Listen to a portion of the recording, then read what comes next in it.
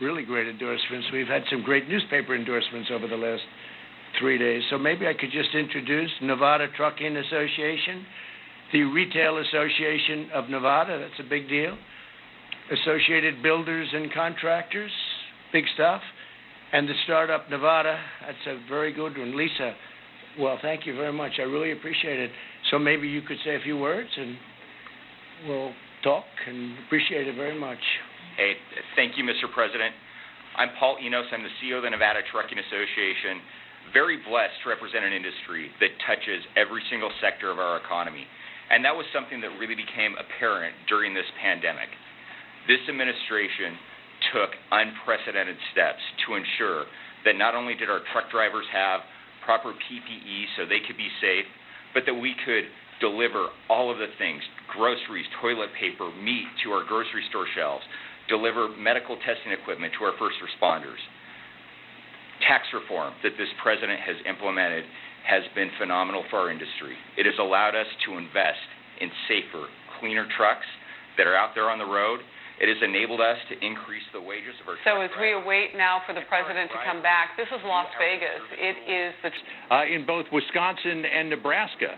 So for a guy who just literally got out of the hospital, he's doing pretty well.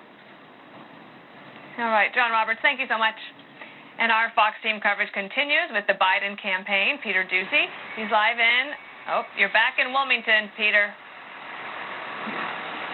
We're back, Dana, and a few minutes ago we watched as Joe Biden and Dr. Jill Biden came down the stairs of this state building behind us in Wilmington after they voted inside by appointment. This location is about 20 minutes away from their house here in town and roughly 40 minutes away from Philadelphia. Joe Biden did touch on what's happening there overnight on his way out, and he said that there's no excuse for violence and looting there, but that he does want the police to review their tactics. Let up. Right. Well, Dana, it just kind of depends on when you come. We see a rush in the morning as people are on their way to work, and then in the afternoon around this time as folks are going to lunch, and then it picks up again in the evening as people are leaving work. And you talk about Texas being in play.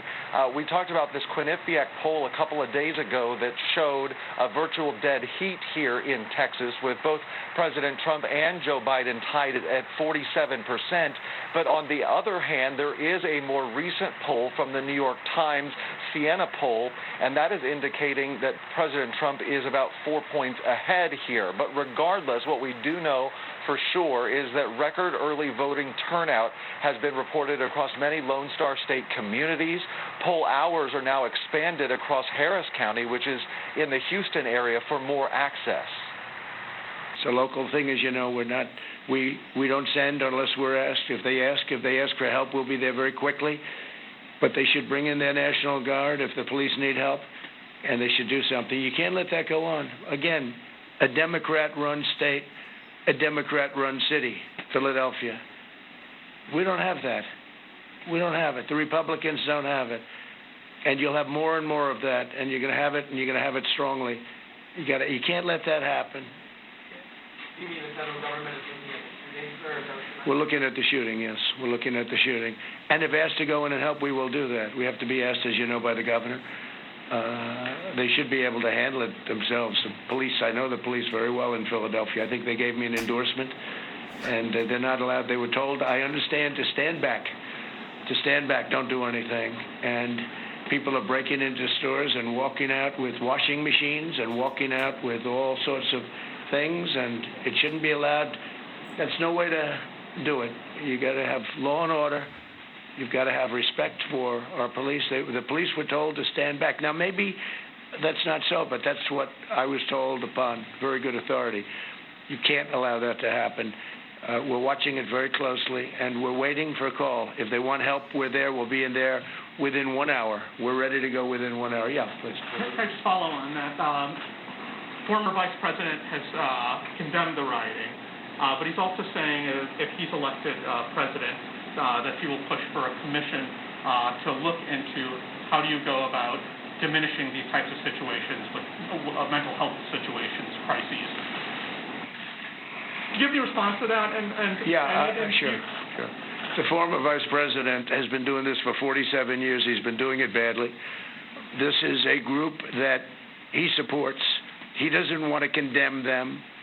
I saw that. He doesn't want to condemn them. You have to condemn. You have to be strong. You can't have chaos like that. And he'll be very, very weak. He hasn't gotten, to the best of my knowledge, any endorsements, or certainly if he has, it's very few.